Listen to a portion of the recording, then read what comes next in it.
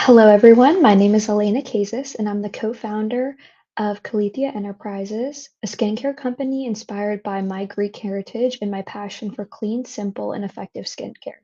Today, I'm going to walk you through my project management project for this class called The Beauty and Simplicity, which is a product expansion that is very strategic and aimed at growing our brand while staying true to our core values of purity, transparency, and authenticity.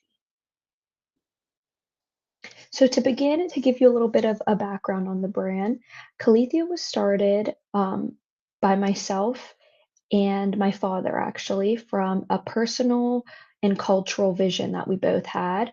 Um, as someone who's from Greek descent, we wanted to create a company that honors our Greek heritage.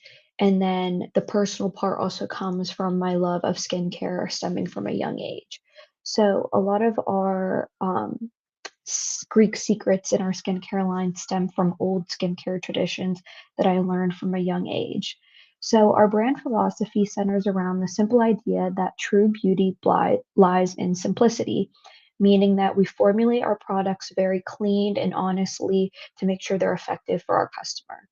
We focus on natural ingredients while also eliminating harmful chemicals like parabens, silicones, paraffin oils, allergens, synthetic dyes, anything like that. My own skincare journey was inspired by this company, and our goal is to show customers how natural, minimal ingredients can yield long term benefits for your skin um, in the long run. So, what makes Calethea unique? So, two key factors set us aside from every other brand in the market. First of all of our products are made and manufactured in Greece, which means we're regulated under European Union guidelines, which are way stricter than FDA guidelines. Um, this ensures that we're giving our customers a high purity content of skincare ingredient that is under safety standards that everyone should kind of be living up to. So, also, our second reason why we are unique is our base ingredient is organic extra virgin olive oil. So, this basically forms a crystallization system, and what that does is the liquid crystals from the olive oil is able to capture all the other benefits that maybe aloe vera holds or prickly pear holds, and it captured those things and it penetrates it deeper into the skin for a more targeted effect. So this allows for smoother texture, improved hydration, and overall healthier skin in general. So that's the scientific backing of why we believe in the natural way to do skincare versus needing to use synthetic ingredients because olive oil is able to do that target benefit that you might want without having to use harsh chemicals. So now that you have a little background of the company, let's go over the project overview. So currently we hold 14 products, including soaps, face creams, body lotions, things like that. Um, as we could see, the skincare realm is rapidly evolving, especially into specified products. So, the idea with this product expansion, the beauty and simplicity, is to introduce six new products designed to address specific skincare concerns, um, like hydration, anti aging, maybe like certain masks, SPFs.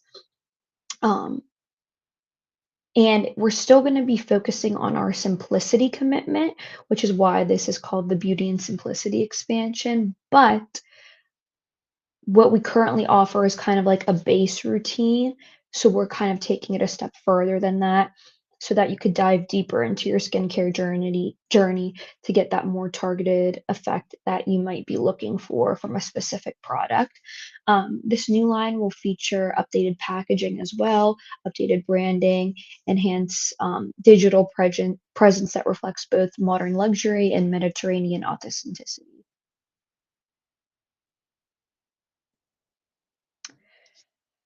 So, a project charter overview, the picture you're seeing behind is just a mock up that I made of what we're kind of aiming. Um, for the line to look like. If you look at this, you could see what it currently looks like, and this is what this specific line is gonna kind of embody.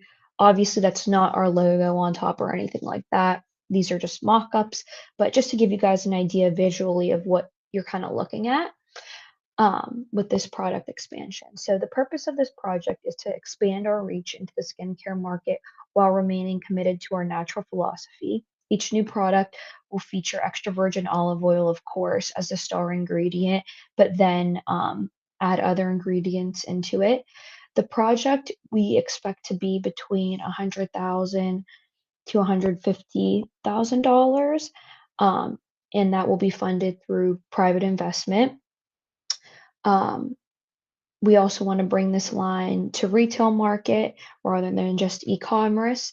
Um, and all of this also includes research, development, production, and launch. So those are like the four main freight phases that we can expect with this line. And then all approvals are going to be done by myself and Peter. Peter is our sales director at the moment. So, like I said, with wanting to push more so for in-store retail, he's going to have a big say in a lot of this line. So this is our milestone timeline. We expect this to take anywhere from 6 to 7 months, depending. Research and planning will include market research, competitive analysis, and concept development. Um, Month two, we'll do product development, which is the formulation, lab testing, packing, design, and wholesale setup. Month two can honestly take anywhere from 2 to possibly 3 months, depending.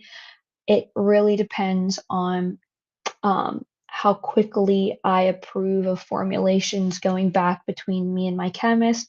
Like I mentioned before, everything's made and manufactured in Greece, so it takes time for them to produce it, send it to me to make my tweaks, send it back. So it's a back and forth process that can sometimes be a little lengthy.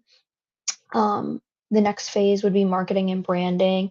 Um, Reiterating our brand story, content creation, website updates, PR.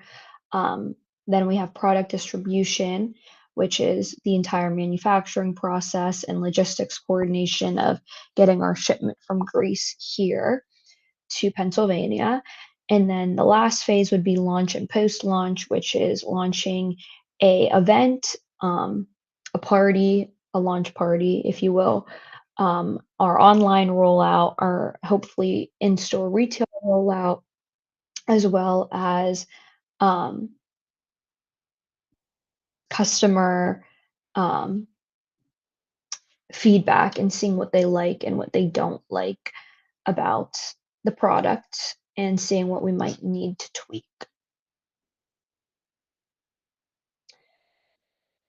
So this is just a more in-depth description of what I was just talking about.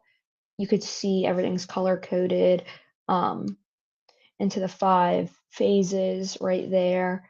The work breakdown structure is just a great way to make sure we're staying on timeline, checking things off as they go.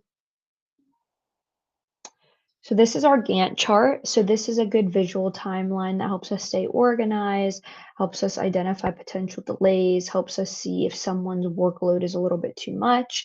And it really helps us maintain alignment, transparency, on-time delivery. This is really important for us because we're a smaller team. So um, time management is very, very key for us in making sure we're all on the same page.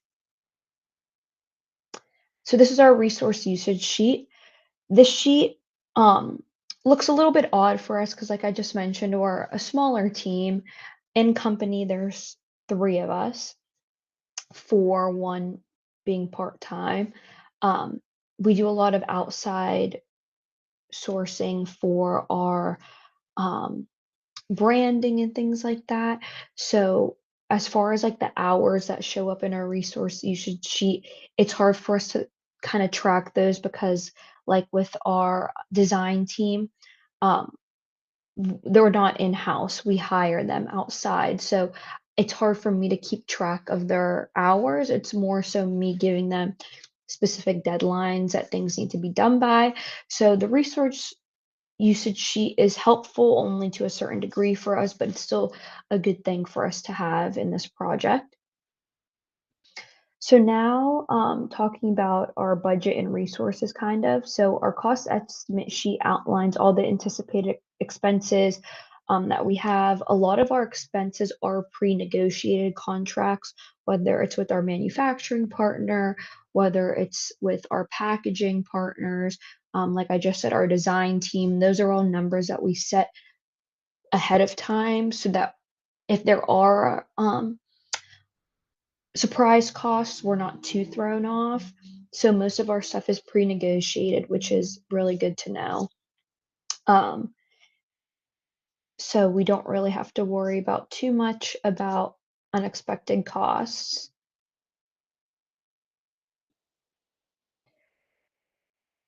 So then going on to our risk register, potential risks that might come up in this project include packing or shipment delays, um, retailer rejection, something we're dealing with right now, which is tariffs, supply chain disruptions, marketing underperforming, things like that. So, to mitigate these risks, we've developed a detailed risk assessment matrix that rates the risks by likelihood and the impact that they're going to have. So, for example, right now, I'm not sure if you could see it in the picture, but tariffs is one of our high risk ones at the moment. Like I said, it's something we're dealing with at the moment as I speak to you right now. We have a new shipment that just came in and it's held up in tariffs.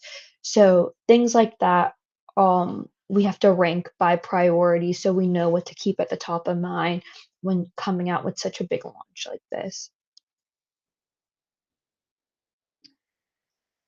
So, in conclusion, the Beauty and Simplicity expansion is not just a new collection, it's an evolution of the brand and our mission to bring clean and authentic Greek skincare to the world.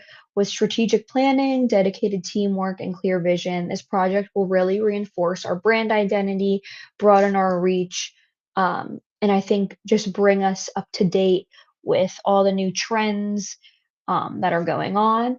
And Calethea is just here to provide that true beauty and simplicity. Um, that complex does not always mean better. Sometimes the most easy thing lies in simplicity. And that's kind of the essence of our expansion. So thank you so much for listening. And you can get a more in depth um, breakdown of this if you go and look at my paper in the previous submission. Thank you so much.